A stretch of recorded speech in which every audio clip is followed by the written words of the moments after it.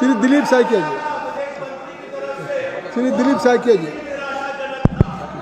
Honourable Shri Dilip Saikia. माननीय सभापति महोदय, मेरा एक बहुत महत्वपूर्ण विषय है।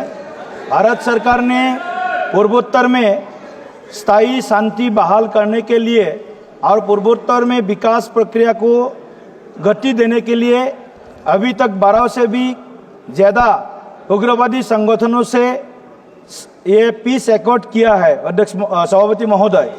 तो उसमें NLFT 2019, Bru agreement 2020, Bodo accord 2020, Karbi accord 2021, Adivasi peace accord 2022, ULFA प्रोटॉक्स 2023, framework against agreement with NSCN IM, ceasefire agreement with NSCN NK and NSCN R।